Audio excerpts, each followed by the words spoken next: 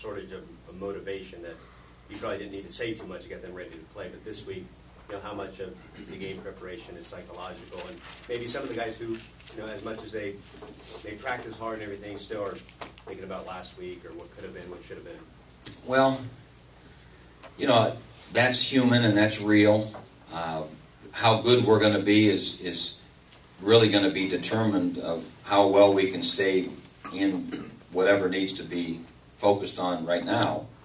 If we're thinking about last week, you know, we're going to be in trouble. If we're thinking about the Big Ten opening a week from now, we're going to be in trouble. If we're thinking about Toledo and we execute, we've got a chance. You know, and that's what we have to try to do. But that's not to say that we're not human. Yeah.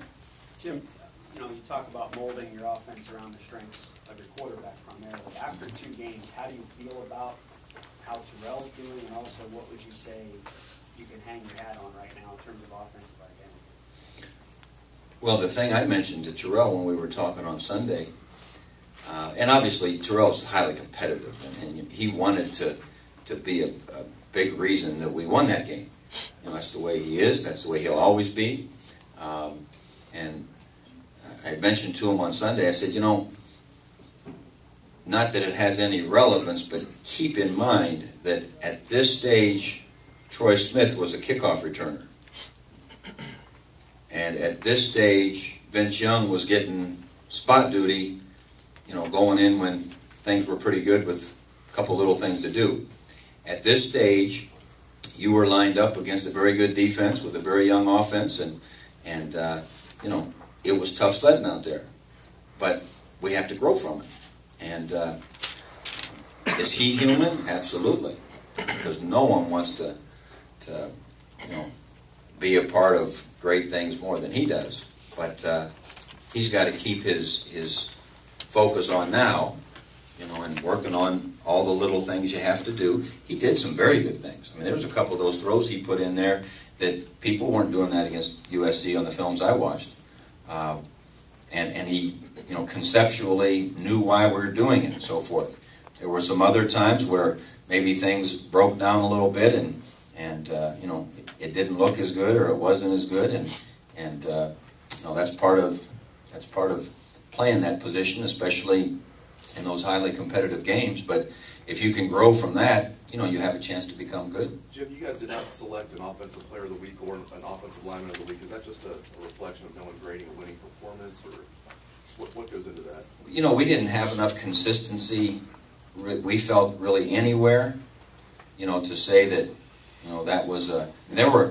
I thought we hit some plays as opposed to, you know, having any things, as Ken asked the question, which you didn't let me answer, of what we have to hang our hat on.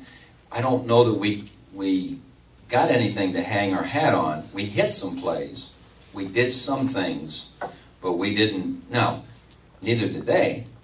I mean, you know, you can't say that, you know, they had a whole bunch of, you know, so it was one of those kind of games where it was a battle, and it was hard to be consistent.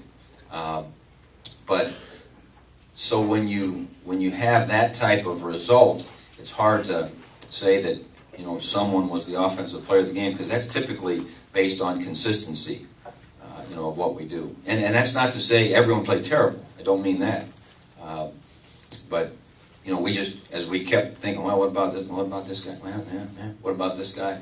You know, we just didn't have the consistency that we felt, you know, that you have to have. How significant is this game Saturday for your high school and your connection? My high school? Well, it's historic. I think it's the first time Berea High School has ever had 2 Division I coaches squaring off against one another, to my knowledge. I don't know that for sure. But I would assume everyone from Berea, Ohio will show up. But I can't make that promise. They've all called and I don't have enough tickets.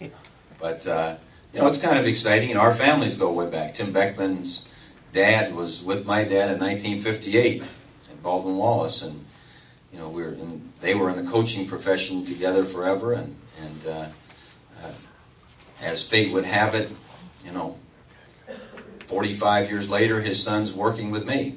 And did a great job for us, and did what he had to do. He went and took a coordinator job, and he loved being in Ohio, and he loved being in Ohio State, and he had goals of being a Midwestern head coach, but felt like he needed to go and do that and do it well.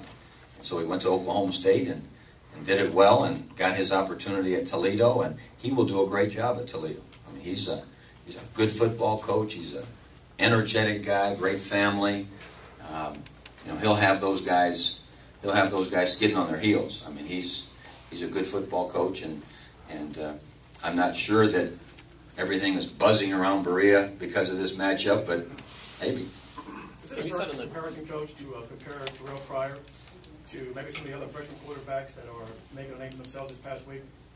Do we forget the fact that it was Terrell Pryor at the helm last year against Wisconsin making that last drive at the end of the game? Is it a fair comparison to compare Terrell Pryor with the whole season that's stats behind him with these freshman quarterbacks? Well, situations are so different. For the people that don't have anything to do other than to do that, why not? It's fun. Facts, figures, what about this, what about that? Well, things are so independent, of one another, and situations are so different, and you have to evaluate someone within their situation. I thought Matt Barkley did a good job. I thought he did a very good job. And, they did a good job of not asking too much out of him, and he did a good job of not making errors that, cost the game. He gave us one at midfield, which we didn't capitalize on. Now, had we capitalized on that one and gone up significantly and so forth, might be talking a little different. But, I think you have to evaluate it within what's going around it. And, statistics and whatnot are so independent. I guess if you're evaluating home run hitters, what would be fun is, how many home runs did they hit against Bob Gibson, compared to Tim May, or, that type of thing, throwing 80 miles an hour. But, it's fun to do, and that's, we've never complained about people having interest in football. Well, part of the interest in football is the scrutinization. That's okay. That's why that's why we write books. Another plug. This is a good book. But, we like being a part of something that's, scrutinized. And so when you say, is it fair? I don't know what's unfair about it. It's just someone's opinion.